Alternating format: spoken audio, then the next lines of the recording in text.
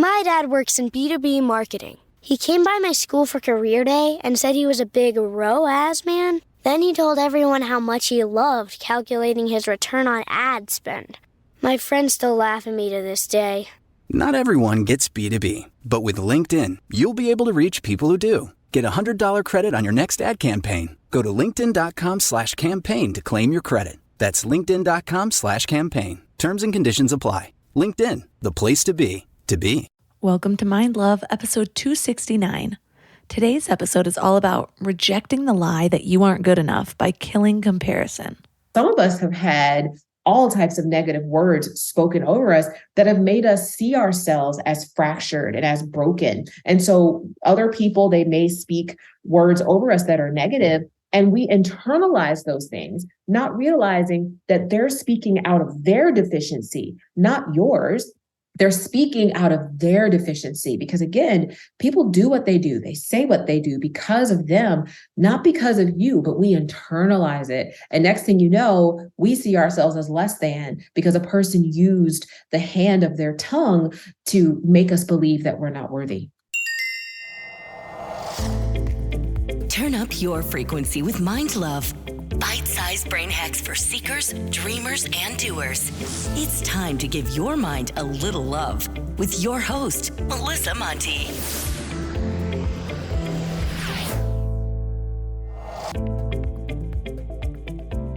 If this is your first time giving your mind a little love, don't forget to hit the subscribe button. Mind love is a habit, and the more you give your mind that love and intention, the better you'll feel about yourself and your life. Plus, it's really a win-win because more subscribers means Mind Love attracts even more amazing guests to bring you their wisdom. So don't forget to subscribe. Today, I want to share a short and sweet review from Carla, who says, "Thank you, Melissa, for this podcast. I love the insight, tips, and mind love you share with all of us." Well, thank you, Carla, for taking the time. You know how much it means to me, and today you are my favorite person. Do you struggle with comparison? I think we all do, or at least most of us do. It's kind of hard to avoid these days with the social media environment that we live in. We're constantly streaming everyone else's highlight reels, from their homes to their clothes and their kids' clothes and the endless products that influencers are pushing. And that damn Instagram ad algorithm, they know exactly what I want. We see what everyone else has and we think we need it. And I have a good example. I have the SNOO bassinet on my baby registry right now, even though I already have a bassinet that worked just fine with my first baby. But everyone says how good it is, and anything for a few extra hours of sleep during that crazy newborn stage. So I clearly need it, right? Which, by the way, if any of this is ringing true, do not miss my next episode with Tracy McCubbin, all about how to stop attracting clutter, because she has a lot to say about our use of the word need. And becoming more mindful in that area has already helped my spending. Well, the problem with comparison is that it creates a sense of lack. You see what everyone else has and you think, I don't have that, which creates feelings of inadequacy, jealousy, resentment. It sets our focus on what we don't have and why we don't have it. You see someone else's success and think, well, I'm not doing that well. You see someone else's happy relationship and think, well, I'm not in a happy relationship. You see someone else's healthy body and you think, I don't like my body right now. Or you see someone else's life and you think, I'm not living that way. And so the problem with focusing on what we don't have is that we can't see what we do have. We can't see our own successes. We can't see our own happy relationships. We can't see our own healthy, beautiful bodies. We can't see our own lives. And all of this means that we miss out on the good that is right in front of us. The other problem with comparison is that it leads to unrealistic expectations. Usually, we're comparing our behind the scenes to other people's highlight reels. We're not seeing the whole picture, so we're setting ourselves up for disappointment. So what do we do about it? How do we train our minds to stay out of the comparison spiral so that we can see our lives and ourselves for what they really are? Well, that's what we're talking about today. Our guest is Nona Jones. She's an international speaker, preacher, author, and the head of global faith-based partnerships at Facebook. She's also the author of Killing Comparison. So 3 key things we will learn are all about the 2 types of comparison, inspiration and expiration, the 5 most common insecure foundations, and how to find a more secure foundation to build our worth upon, and 3 steps to detox comparison for good. Before we go deep today, I want to give you a little gift, and I want to give it to you every single day. It's called the Morning Mind Love. I know how life can be. You're all fired up after an inspiring episode, and then a new day or a new challenge comes at you, and it's just hard to keep up that energy. Well, the Morning Mind Love is kind of like an oracle from your higher self to help you start each day with a positive focus. Plus, when you sign up, you get 2 free gifts, a 30-minute binaural meditation and 30 days of journaling prompts to help you remember who you truly are. And it's all completely free. So join over 9,000 people and go to mindlove.com to sign up, or text the word morning to 33777.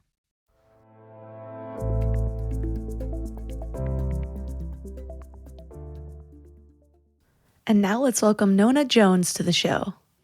Thank you so much. I'm glad to be here. So what inspired your recent focus on comparison? I've been really, really fortunate. I've been blessed in my life to have a great career. And, I'm a speaker, so I get to travel around the world, and I've written some books. And I think a lot of times we look at people who are successful and we assume, man, they must have it all together. Like they must be the most secure people on earth. And back in 2020, I had a situation happen where I realized I was not as secure as I thought I was. I was about to log on to a video conference for work one morning, and I went on to Instagram just to quickly check my comments really quick. And I saw a post from a friend of mine who was announcing that she was so excited because she had been invited to speak at this huge virtual women's conference. And, with the pandemic having spun up, a lot of the speaking engagements that I had got postponed or canceled because of the pandemic. Well, I saw her post and I was just like, oh, now that's really cool. Well, I scrolled down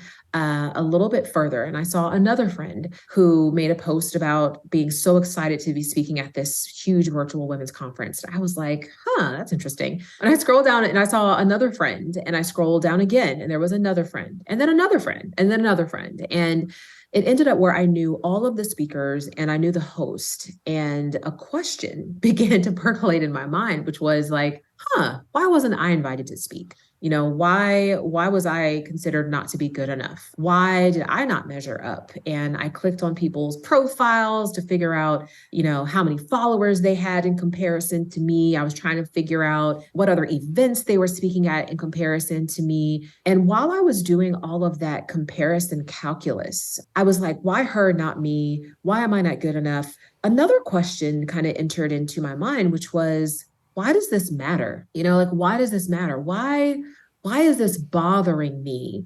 And it was that question that kind of placed me on the path to really try to figure out, what is it that's creating insecurity in my life such that I could have all that I've ever wanted, and yet I can see somebody else's success as my failure. And I think many of us find ourselves in that situation. And so that's what got me on the path to writing this book. I relate so much from all of the levels of this comparison trap. I was reading your book, and even that one moment of like the first time that somebody's words penetrated you about your body. I can remember exactly where I was, like near which lockers in middle school when somebody first negatively commented on my body. And I think I still hold on to that. It's something I've worked through a lot, but now it's just, I always say that new levels bring new monsters. And so it true. Might just be the same idea, but in a different costume type thing where it's like, I'm still comparing, I'm still not feeling good enough, I'm still whatever. And I used to think that I would get to this point of just not feeling that at all. And now for me, I believe that now I just have more tools to deal with it. I know how to talk myself down. I know how to work through it to find the deeper meaning under the insecurity. And so I'm curious though, you said that at the core of our insecurities is really this need to be worthy. Can you go deeper on that? Oh, yeah. Yeah, I think, look, social media is constantly blamed for causing insecurity. And while I do agree that social media exposes our insecurity, I don't believe it's the source of our insecurity because in reality, if you think about it, we felt like we didn't measure up before Facebook, before Instagram. Maybe there was someone in our class that we felt like was more beautiful, more popular than we were. Maybe there was a coworker or a colleague who always seemed like they were getting promoted, always seemed like they were the ones that were winning whatever the competition was. And so we start to feel less than. We start to feel like we don't measure up because we see these other people and it seems like they're thriving, and their thriving makes us question our worthiness. What ultimately happens is we begin to use them as the measuring stick for our worthiness. We see ourselves as only as valuable to the degree that we either are at their level or surpass their level. And so I do think that at the root of this problem is a question of worthiness. And some people say that insecurity is a derivative of low self-esteem, but I don't agree with that because you can memorize, my husband and I pastor a church. So, you can memorize scriptures about how you're fearfully and wonderfully made. And, you can memorize scriptures about how deeply loved you are by God. Or, if you're not into church, maybe you're into affirmations. You could say, I'm good enough. I'm smart enough. People like me. I'm beautiful. I'm successful. You can memorize all those affirmations and still experience insecurity because insecurity is not a function of self-esteem. It's a function of what your identity is secured to. And if your identity is secured to something that's insecure, something that's subject to the approval of people, you're going to feel insecure. Why? Because people's opinions change. One day you're the best thing since sliced bread. The next day, people aren't even returning your call. And so you can end up on this slippery slope of worthiness when you place your identity in the hands of other people's assessment. Ooh, identity.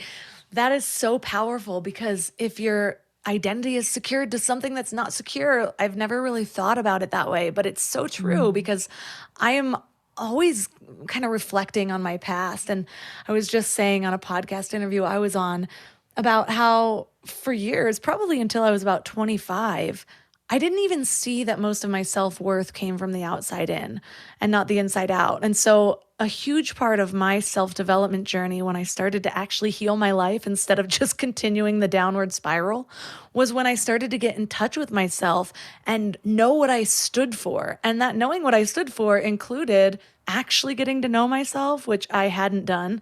I like to give the comparison of like if you go on a date with somebody new and you just go hang out at the movies for 30 dates. Yeah, you've spent like 90 hours with this guy, but Right. you've never talked. You have no idea who he is. You've never witnessed his patterns.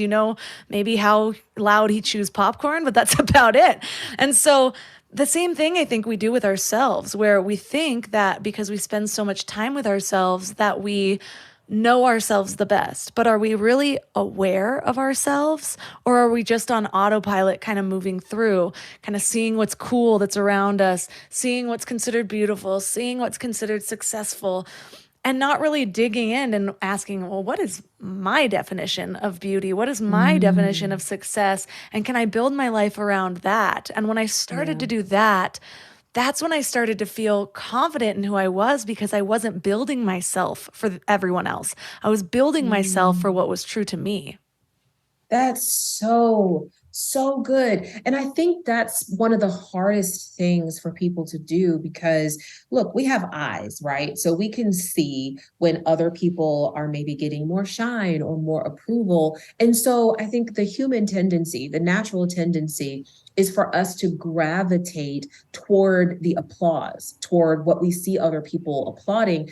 But to your point, I think when we learn how to anchor our identity to our unique purpose without respect to whether or not people approve of us, whether people applaud us, when we learn to do that, we will reclaim a level of power that so many people don't have. I believe that the richest place on earth is actually the cemetery, because so many people died with unrealized potential on the inside of them, because people either said, oh, you shouldn't do that, or you're not qualified for that, or, why would you think that you could do that thing?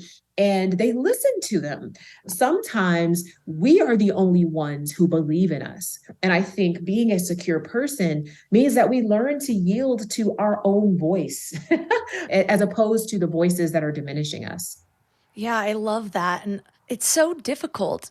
We have all of these tools that seem like they're helpful, that seem like they connect us. But really, if we are honest with ourselves, I don't know. I felt more disconnected since I've been on Instagram than I felt connected, honestly. It's that illusion of sort of connection and that illusion of friendship when really we're all just scrolling and comparing ourselves to each other. And That's right. I post my highlight reel. I try to post the bad stuff too, but man, if I take a good picture, it's going up, It's That's right. rare I even have makeup on. But you talk about two different types of comparison, inspiration and expiration. What's the difference?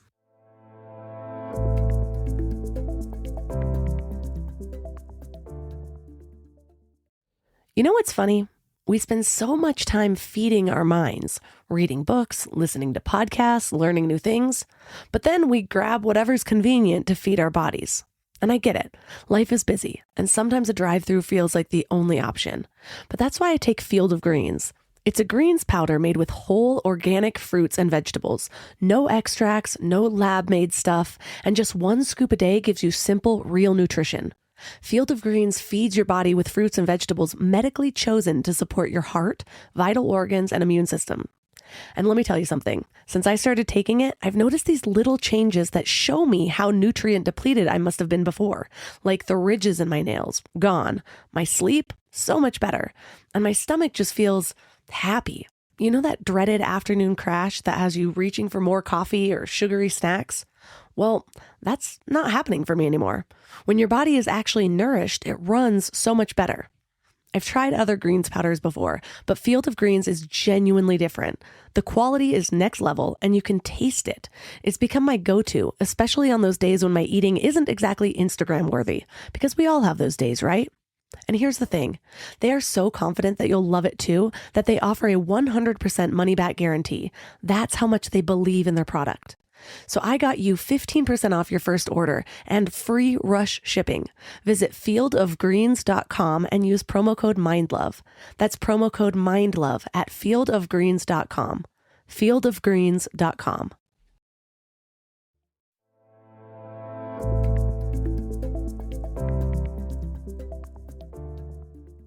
You talk about two different types of comparison, inspiration and expiration. What's the difference? So this was actually a really important insight that I had when I started to do my work to get free from insecurity. And I was a microbiology and cell science major in college. And physiologically, when we inhale air into our lungs, that's actually a process known as inspiration. So you inspire air, it breathes life into your body, you feel invigorated, you feel empowered, and healthy comparison inspires you. So when you look at somebody and maybe they have achieved something that you want to achieve and you're inspired by them, they activate your potential. That's healthy comparison. For myself, people, they may look at me today and not believe it, but 10 years ago, I was more than 100 pounds heavier than I am today. I had struggled with my weight my entire life. I had done fad diets and all those things, and nothing worked. And then one day I was scrolling through YouTube and I came across a video of a woman who at the time, she had been about my weight, and she was sharing her weight loss journey, how she had lost 100 pounds. And looking at her journey, like I saw myself, I was like, if she can do it, man, maybe I can do it. So I started to watch all of her videos. I learned her different plans and I was like, let me try it. And sure enough, like I ended up losing the weight because that healthy comparison activated my potential. Now, the flip side of that is the physiological process when we exhale air out of our lungs. That's known as expiration. So when we breathe air out, we feel tired, we feel exhausted, we feel fatigued. And this is why when a person takes their last breath, it's called their expiration date. Toxic comparison, it kills our identity. It kills our sense of worth. It actually kills our potential. And this is why we have to be really careful to guard against toxic comparison. So when we see somebody else win, we don't feel like we somehow lost just because they won. That's what toxic comparison does, is it makes you feel like, wow, their win is somehow my loss. So those are the differences between healthy comparison and toxic comparison. I have noticed that the more I really work on myself, it's kind of like when you have a project. I'm kind of knee deep in diving into a project I hadn't touched in a while, and I've been putting it off forever, and I just didn't feel good about it. And now that I'm back in the weeds and I see all the moving parts, I'm like, oh yeah, I can do this. Like I know what's in here. It doesn't feel so scary anymore. And the same thing happened when I started to work on myself, because there were all these things that, I thought I wasn't good enough around, and didn't really know where to start, like had a lot of bad habits I needed to make changes to. And so then every time one of those popped up, I just felt worse about myself. And then I started to work on one at a time. And at first, right getting into it, it was very difficult not to focus on the gap of where I was and where I wanted to be. Yeah. But I did feel inspired. And the more that I made little progresses and actually brought awareness to them, which I think that is the biggest part of it, because I've also worked on myself, not brought awareness, and all I can see is that gap. But instead, like whatever it takes for you, like tracking your wins, writing down gratitude at the end of the day, whatever it is, to really bring an intentional focus on it, then it wasn't about the gap anymore, because that's not what I was counting. I was counting these little tiny wins. And so small little things all of a sudden made me feel like I can do all of it because I'm doing some of it. And so in doing that, I automatically compared a little bit less, because now I wasn't just somebody that was left behind from all these people. I was somebody that was on the journey with them, even if I was a little bit further back from where they might be at that point. And so we're both making progress. And so it was easy to be inspired. But what surprised me was that the longer I was on the journey, there's certain points of it that maybe took longer, that I didn't check off as fast. Some of those same sources of inspiration started to become sources of expiration, because I'm like, wait, they did this in 2 years. I've been at this for 5. Like, why is this not working for me like it's working for them? Or I gave up, or I couldn't do this, or whatever it is. How do you check in with yourself to make sure that a source that you chose or something along those lines is still actually aiding in your progress, and it doesn't even necessarily need to be progress for change, but just not adding to your insecurity, if that makes sense? Yeah.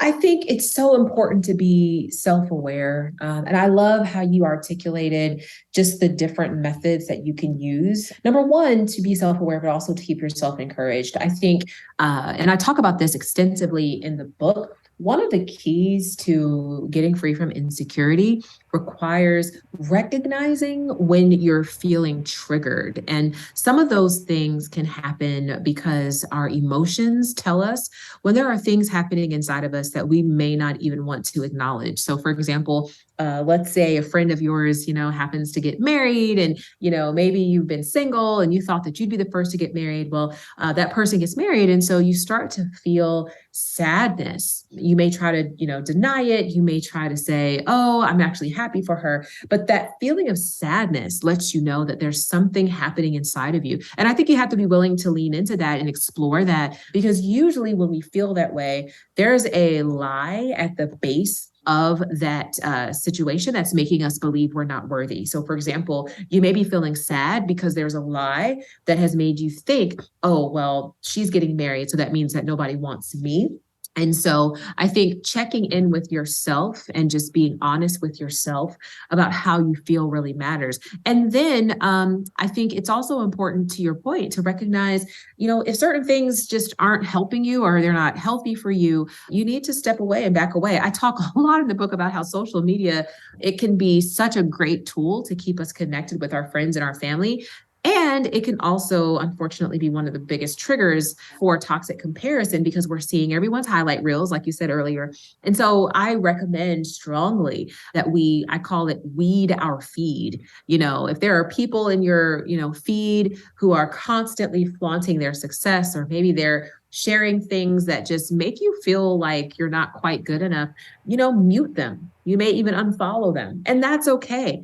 Do what you have to do to guard your heart. Do what you have to do to protect your well-being, because ultimately that's what you're responsible for. Like, you're not responsible for making everybody happy. You're responsible for being healthy. And sometimes that means you have to disconnect from people. But again, it starts by just recognizing what you're feeling, recognizing what you're thinking. When those thoughts come across your mind, like, why her, not me? Why was I overlooked again? I'm never good enough. No one ever wants me. Those thoughts matter, because what that means is, again, there's a lie at the base of them that you need to excavate. And it gets back to the question that I stated at the very beginning, which is, why does it matter? Like, why does it matter? And how does it mattering shape the way that you see yourself? So those are just a few thoughts I would offer. Yeah, that's so helpful. I have the belief that nothing is ever about other people. It's always about me. I'm just projecting things. And so I used to think, well, okay, this is triggering me. It's about me. What can I work on? And I still do think that. But what I did differently than I do now is that I would almost like force myself or succumb to the torture of like being triggered over and over again, not realizing that it was stopping me from being able to move forward. Now, yeah, if something keeps triggering me, I know it's about me. It's not about them. Like, maybe their life is exactly as this is, or, maybe they're sharing what they want to share, just like I share what I want to share, and they have the right to do that, obviously. But if I'm working through something, it's kind of like running on a broken leg. You don't keep training. You take a step back, you heal yourself, you work on yourself the way you need to, and then you can go back out there and run. And then you can refollow your wealthy hot bestie. That's right.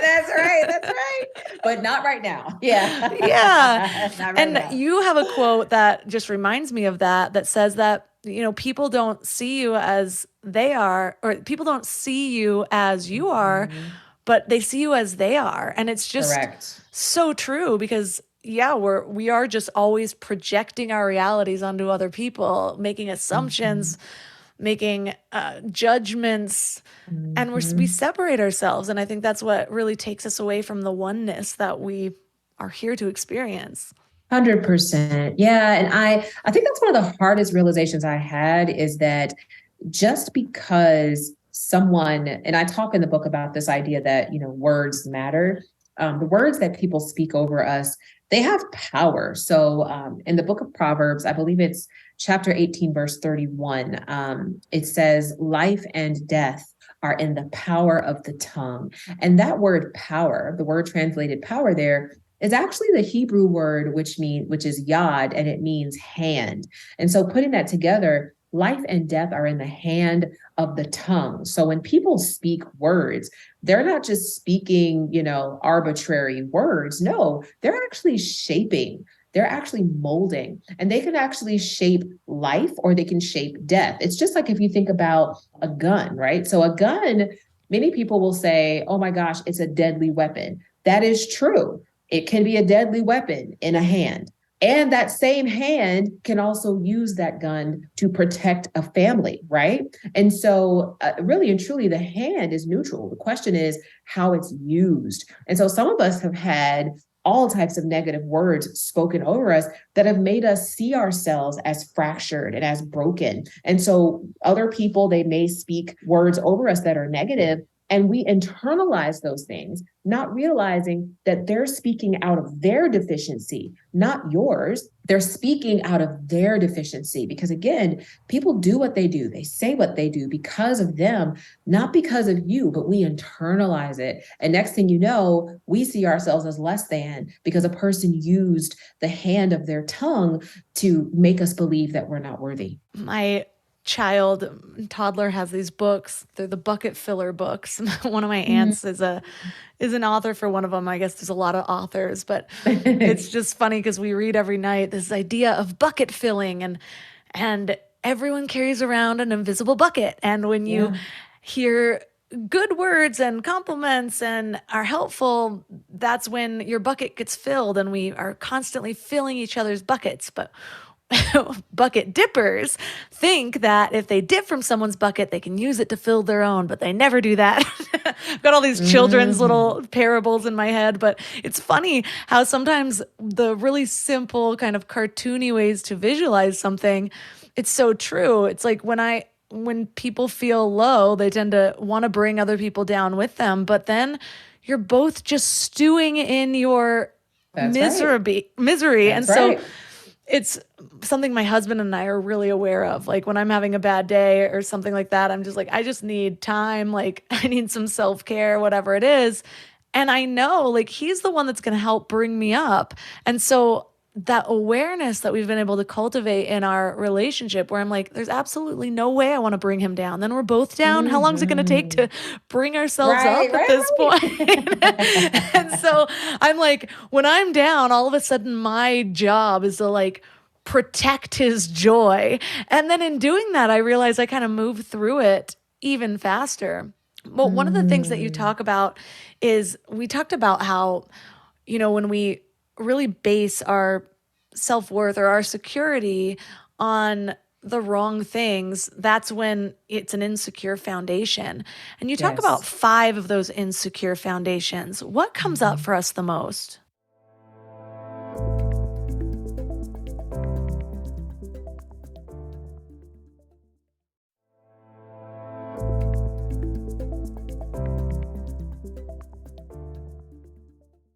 And you talk about 5 of those insecure foundations. What comes up for us the most? Oh, man. Well, so I think there are obviously several, but I think there's 2 of them that I'll focus on.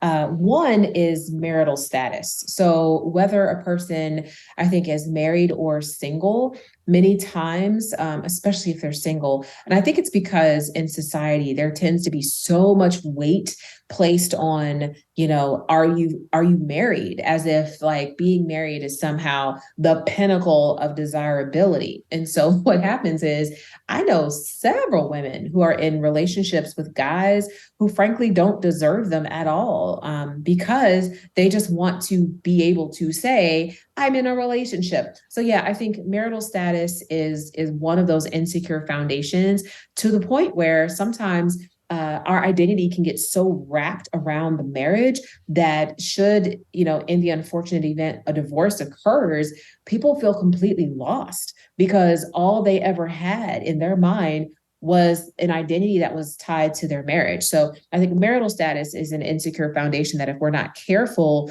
we will derive our sense of worthiness from being married. The second one, and I think this is for men and women, is physical appearance. We end up, and I share a few stories in the book about my own struggles with, body dysmorphia and eating disorders and even surgical procedures, because I was trying to pursue the ideal of beauty in such a way that I would try to, alter myself. And I think many people are doing that. They're on diets, they're spending thousands of dollars, getting all types of surgeries because they're trying to measure up. But one of the points I make in the book is that it's a slippery slope because, we tend to think that beauty is in the eye of the beholder, but it's so subjective. Like there are some people who think, full lips are beautiful. So they go and they get, lip injections. But then there's other people who think full lips are not. And so they see the full lips and they're just like, what's wrong with your lips? And so you end up on this hamster wheel where nothing's ever good enough. And so that's really what the whole concept of an insecure foundation is that it's subjective. Financial status, that's subjective too. I mean, look, I don't care how much money you have. There's probably somebody who has more money. So yeah, those are just important things for us to understand, which is what's supposed to help us anchor our identity is a secure foundation. So it's not something that's subject to people's approval or opinions. I went down the same route. I was building myself up based on what I thought I was supposed to be. I got a boob job at one point. One of my only regrets, only because I want them out so bad. They just don't feel like in alignment. I mean, they look great, but they do not feel in alignment with who I am. I honestly felt better when I had small boobs, like, I don't know, the cute little outfits I could wear without feeling like I was flaunting, which I didn't expect to feel. I don't know. But it's funny because you talk about how it's subjective, and I can see the subjectiveness even within my own self. And I remember experiencing something when I was kind of just moving through I did all the things. I lived in LA. I was getting fake eyelashes. My hair was dyed. I still dye my hair. It's still fun, but like boob jobs, eyelash extensions, getting my eyebrows microbladed and dyed. Like I got permanent makeup on my lips at one point, which is way more temporary than they say it is. Thank God, though. Thank God. Temporary permanent makeup. Yeah. I know. I was actually really upset at first, and now I'm like, thank God that didn't work as well as they said it was going to. And so I was moving into this place of like really appreciating natural beauty. And I remember I was looking through Instagram and I had this one friend who I'd always just thought was the most beautiful. And she moved to a town like Vegas, and all of a sudden you could see how it was like trickling in, the bigger boob job, the lip injections, whatever. And I was just like, why did you do that to yourself? And then I had to stop myself and think, this is about me also. Like if this makes somebody else feel beautiful, like what is my judgment doing? I'm the only one that's holding on to it. And it was a reflection on how I was judging myself for the things that I could not yet change, like getting my breasts removed or whatever it is. And so even though I kind of felt like, I was going the right way this time, I was appreciating the natural beauty, I still had the same amount of judgment. Yep. And then it just showed me the next thing I needed to work on. But then it was a huge reflection for me that I'm like, I'm still looking at life through the outside in. I'm still looking at what other people are doing, and somehow it's affecting me. Even if I am not saying that it is. And so I went back to the foundations of just like, okay, well, what lights me up? What makes me happy? And the more that I do that, the less focused I am on anybody else. I'm building my life. I have nothing to say about theirs other than, do you need somebody to cheer you on? Do you need someone to tell you look beautiful, regardless of if you have big lips or not? Like I will be your hype woman. And so I'm curious for you, how do you choose a secure foundation? What are the things that you focus on in order to make sure that you're building up from the right place so that, that does spread to other people, so that we're not just sitting here judging ourselves and everyone else, regardless of what decisions we're making? I think we have to get to a place, and you said it at the very beginning, we have to get to a place where we know who we are.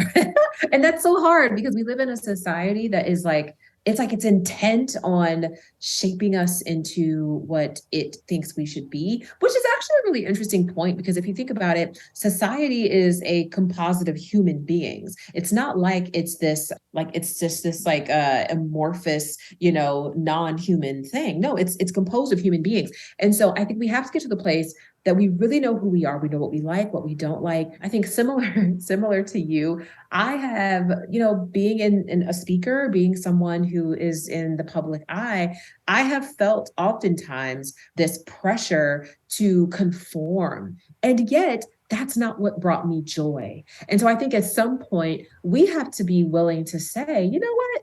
this isn't bringing me joy. I would much rather have joy and not fit in than fit in and be miserable. And there are a lot of people who are fitting in, but they are not happy at all. And so I think one of the keys also to reclaiming your joy is to learn to see other people's success as an opportunity to celebrate them, not as a compulsion to become like them. That's hard, but it's an important line, which is I can see you being successful. I can see other people celebrating your beauty, but I don't necessarily think I have to go under the knife in order to be like you. I can simply celebrate you. And like, I'm so glad that you're happy, assuming you are. But that comes with being the type of person that no longer sees another person as a threat, no longer sees another person as competition. I had a situation with someone who is a friend who released a book around the same time that I did. And I was seeing all of the success that was happening for her project. And, she was getting a lot of media. And I was like, man, this is going really well. Well, I started to feel like, wow, maybe she's going to have more success than I will. Clearly she's having more media than I am. So she's going to be more successful. Well, instead of allowing myself to kind of descend into those thoughts, I decided, you know what I'm going to do? I'm going to support her. So I went to Amazon, I bought her book. I even went and I prayed for her. I was like, Lord, I want you to bless her, enlarge her territory, exceed her own expectations, like blow her mind. And then I texted her and I was like, I want you to know that I prayed for you and I bought your book and I want you to be successful. And I pray that this is a wild success. And after I did that, it's like I felt this weight lift from my heart because I was no longer allowing toxic comparison to have residence in my heart. It was like, no, she's not my competition. She is simply someone who is operating in the lane of life that God has placed her in. And so I do think that's critical to anchoring our identity is learning to celebrate other people's success instead of feeling threatened by it.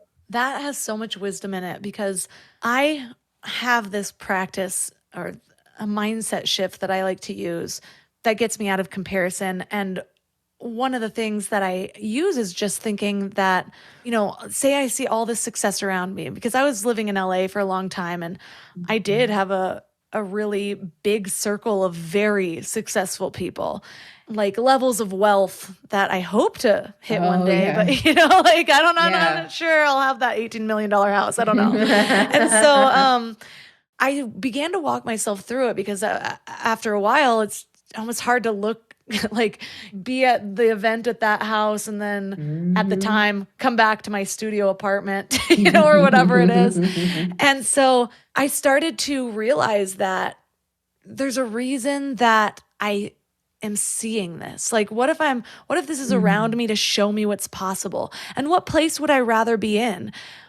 Be in a spot where I'm not forced to compare or not in a position to compare at all because I never see it. And so the idea of even thinking that rising that high is possible or impossible because you've never even witnessed it being done in your lifetime? Or would I rather see it with people that I know are deserving, with people that there's a reason that I'm friends with them? Yeah. And then know that that is an option in this world, whether or not that I get there.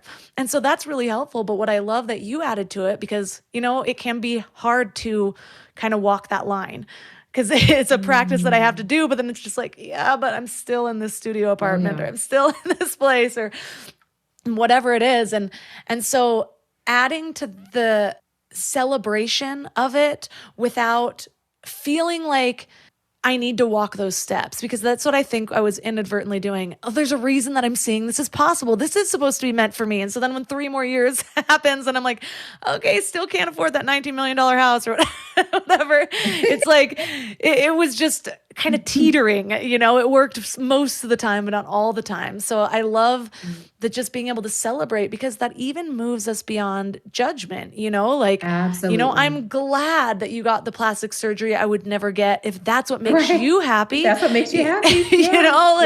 Like, thank God. I don't know what that person was dealing with the year before. How much were they beating themselves up? Was this helpful for them?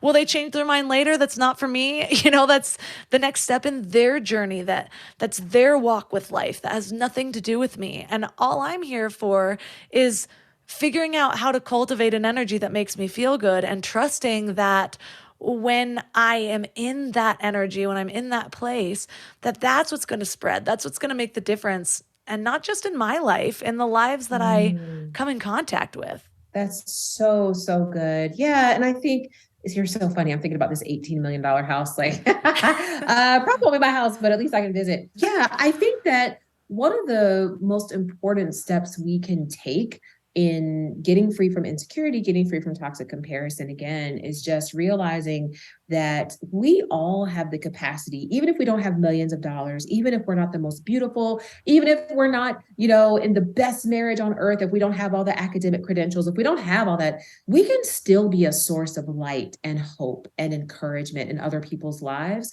That simply takes a decision. It doesn't take money. It doesn't take a certain weight. It doesn't take, living in a certain neighborhood. We can still be a source of hope and light for other people. And frankly, I think that's how we actually build a legacy. And one of the points that I was trying to get across in Killing Comparison is that if you want to, it's actually the last chapter I talk about how to just live an encouraged and inspired life.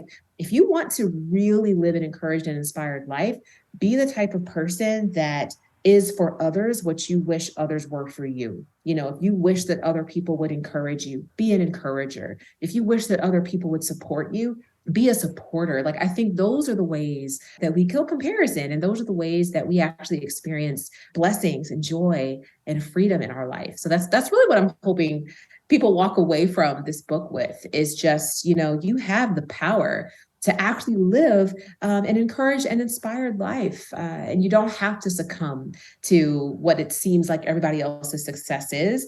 You can live the type of life where you have joy no matter what your circumstances are. I so agree. And I love leaving listeners with something to focus on for the week. And I feel like your 3-step detox plan is the perfect actionable focus. Can you go into detail about what that looks like?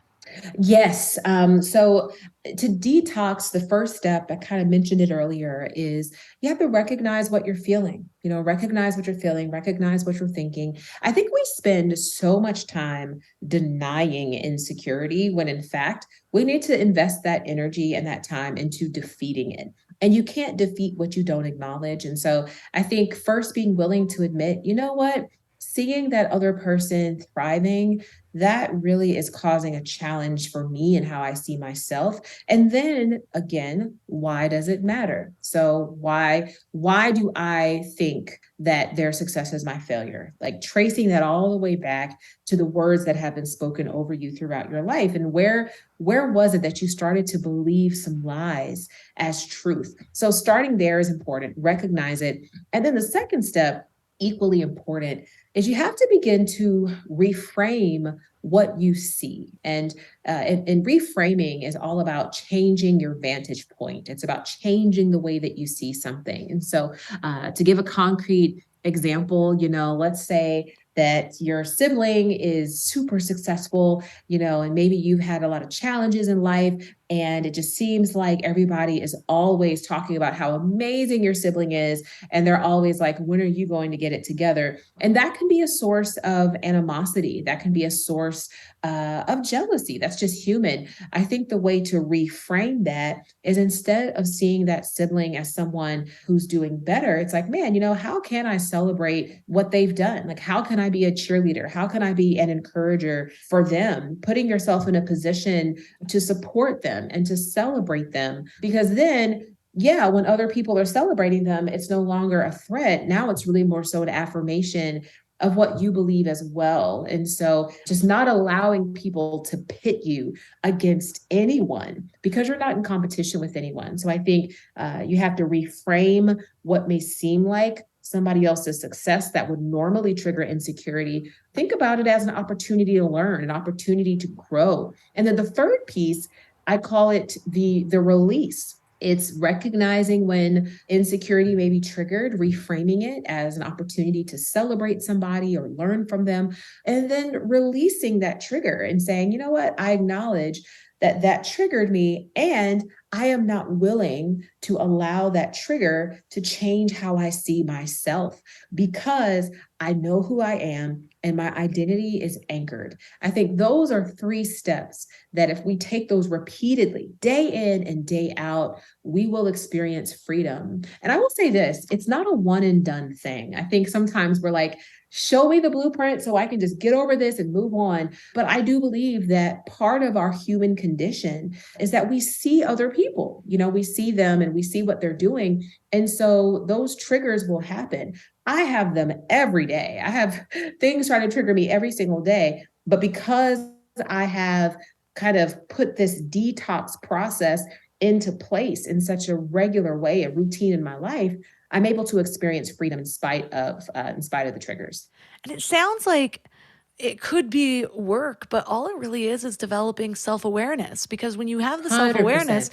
then you're like, oh, wait, I don't feel so good. What is that? What's that coming from? And then you just are Yes. down this thought rabbit hole of self-realization, and you end up growing almost automatically because the awareness is what leads to the better that you know yourself, which is part of that awareness, then you start to know how to treat your own wounds. And I think that's the Yes. important part, because I remember in the beginning of my journey, it just all felt like so much work. I didn't know how to treat my wounds. I didn't know how to see my triggers. I'm just like, I feel like I'm spiraling and there's so much work to do. But Yeah. really, if you just take the pressure off and you're like, all right, just start to notice when I don't feel good. And instead of continuing to act in that energy and bringing people down around you, snapping at people at Starbucks, whatever you tend to do, then just, take a few deep breaths. Then it becomes fun. You're like, well, what makes me feel better? How much alone time do I tend to need after something like this? What questions can I ask myself so that I can learn in this moment rather than just acting? And so these are the things that lead to self-awareness. And before you know it, you end up kind of being your own inner guide with the help of whatever power that you use. And so thank you so much for bringing this wisdom to the podcast today. And for listeners that are interested in learning more about you and your book, where's the best place for them to connect? So you could head to killingcomparison.com and you can choose any of the book retailers that you want to there. They're linked there. But yeah, killingcomparison.com. And then, of course, you can connect with me on my socials. I'm on Instagram, Facebook, and YouTube. And my handle is the same across all of those spaces. It's just Nona, not Nora.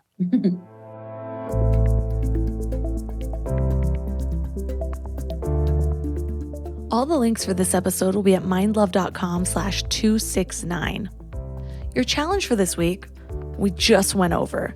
She gave you a 3-step detox plan, but I know how things work. If you're overloaded with 3 whole steps, maybe you won't do anything. So I'm going to give you 1 step. I believe the most helpful thing that you can do this week is detox your social media feed. You know who those people are that trigger you. And if you're anything like me, you think that they are your favorite people to follow. They might even be the accounts that you look at the most, so it's going to be kind of a hard loss. At least that's how it was for me. There was one person that has this lifestyle that I wish I had, but just cannot attain, mostly because I don't have the space and the storage and the farm. There's also the ones that have the luxury that I'm just not at that level yet. And I like peeking into that life. It's probably the only reason anyone watches the Kardashians, which I do not, but no judgment because I'm still watching The Bachelor for some reason. Anyways, not the point. You know who these people are. The ones who get you to buy. The ones that you might accidentally be confusing with inspiring you because suddenly you feel inspired to go get this thing that you don't have, or spend money, or sit in your room and think about how terrible your life is. It sounds sad when I say it out loud because it is. But it's not far-fetched. It's what a lot of us are doing. We are looking at each other and thinking about what we are missing based on that, rather than how great we have it. And so declutter your social media feed. We're going to be talking about decluttering in the next episode, so get excited for that. But first, start with your social media feed. Have it be people that you actually want to connect with, people that make you feel whole already. And if that's not possible for you, maybe take a break from social media. And then focus on what you do have. Every time you find yourself thinking, my house isn't good enough, or my wardrobe isn't good enough, or I am not good enough, stop yourself and focus on abundance. See if you can reframe that to what you do have, the things about you that are amazing, the things about your home that you love, the things about your sense of style that you love, even if it's just that it's perfectly fitting to you and it's comfortable. And then see how you feel. It's when we actually take note on the changes in how we feel, the rewards of our new habits, that's when it starts to stick. So let me know how it goes. Reach out to me on Instagram at mindlovemelissa. And, if you need some inspiration, scope out my Instagram stories and see how not perfect my home is. You can support Mind Love by joining Mind Love Premium at mindlove.com/premium. You get a whole lot of extra episodes, over 50, soon to be 100, that are only for premium members. Some of them are the best that have ever been on the show. That's at mindlove.com/premium. You also get ad-free listening experience, early release episodes, and bonus meditations. You can also support my sponsors at mindlove.com/sponsors, or you can leave a 5-star review on Apple Podcasts or Spotify. And that's all for today. So thanks for giving your mind a little love today, and I'll see you next time. Thanks for tuning into Your Higher Frequency with Mind Love. Head to mindlove.com for a free gift to keep your vibes up until next week.